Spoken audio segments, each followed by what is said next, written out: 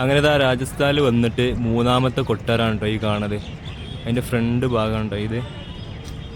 അപ്പോൾ ഇതിൻ്റെ അകത്തേക്ക് പോയി നോക്കുക. രാജസ്ഥാനിൽ വന്നിട്ട് ഇതെന്താ ഇത്രത്തോളം കൊട്ടാരം എന്ന് പറയുമ്പോൾ നിങ്ങൾ ശ്രദ്ധിക്കണം വെച്ചാൽ ഇവിടെ ഇത് ഒരുപാട് രാജാക്കന്മാർ ഇവിടെ ഭരിച്ചിട്ടുണ്ട് കേട്ടോ. ഒരുപാട് രാജാക്കന്മാർ ഇവിടെ ഉണ്ടായിട്ടുണ്ട്. അപ്പോൾ അവരുടെയൊക്കെയാണ് ഈ കൊട്ടാരങ്ങൾ. രാജസ്ഥാൻ എന്ന് പറയുമ്പോൾ നമുക്കതിൽ രാജാക്കന്മാർ എന്നുള്ള ഇതുണ്ട് ഉണ്ട്. അപ്പോൾ ഇതാണ് നമ്മളെ കൂടെ വന്ന സായിപ്പരൊക്കെ. ഇതാണ് ഫസ്റ്റ് കണ്ടില്ലേ, ഇതാ ഇവിടുത്തെ സിറ്റി പാലസ് ജയ്പൂർ. അപ്പോൾ ഇതാണ് ഇതിനുള്ളിലേക്ക് കയറാൻ ഏകദേശം 300 രൂപയാണ് ഒരാൾക്ക് ടിക്കറ്റ്. അപ്പോൾ ഞങ്ങളിങ്ങനെ വേണോ വേണ്ടെന്ന് വെച്ചിങ്ങനെ നിൽക്കണം. അതിൻ്റെ കാഴ്ചകളൊക്കെ നോക്കി അടിപൊളി കേട്ടോ.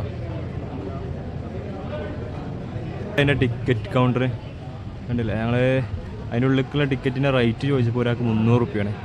താൽക്കാലം അങ്ങനെ 4 ആൾക്കാരുണ്ട്. തൽക്കാലം അതിന് ഇടങ്ങാറാവണില്ല. അപ്പോൾ അതിതാ Maharaja Sawai Man Singh museum city palace Jaipur. അപ്പോൾ ഉണ്ടല്ലേ ഇഷ്ടംപോലെ ആൾക്കാർ അതിൻ്റെ ഉള്ളിൽ ഇങ്ങനെ വരുന്നുണ്ട്. അപ്പോൾ ഇതിൻ്റെ ഉള്ളിലേക്ക് നമ്മൾ കയറണില്ല. ചെറിയ തോതിൽ നമുക്ക് വീഡിയോ കിട്ടു നോക്കാം. ഇതാണ് അതിൻ്റെ ഉള്ളിലത്തെ കാഴ്ച. ഇതിന് പുറം ഭാഗമാണ് ഉൾക്കാഴ്ച വെച്ചാൽ കഴിഞ്ഞാൽ ഇതിൻ്റെ ഉള്ളിലേക്കുണ്ട് കാഴ്ചകൾ വേറെ ഉണ്ടല്ലേ.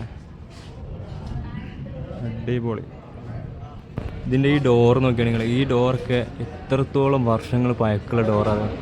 ഇത് അത്രയ്ക്ക് ഹൈറ്റും അതുകൊണ്ട് പലക കൊണ്ട് നിർമ്മിച്ചിട്ടുള്ളൊരു ഡോറാണ്.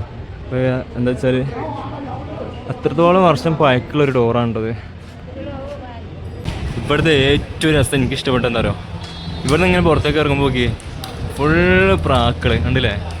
ഇങ്ങനെ ഈ പുറത്തേക്ക് ഇറങ്ങുന്ന ആ ഒരു കാഴ്ച അടിപൊളി. എനിക്കത് ഇഷ്ടപ്പെട്ടു. ഇവിടെ വന്നാൽ ഈ മൂന്നാമത്തെ ഈ കൊട്ടാരത്തിൽ വന്ന ശേഷം അടിപൊളി ഉണ്ടോ.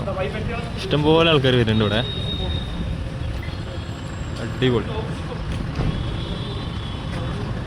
ഉണ്ടോ, പാറി പറക്കുന്നു.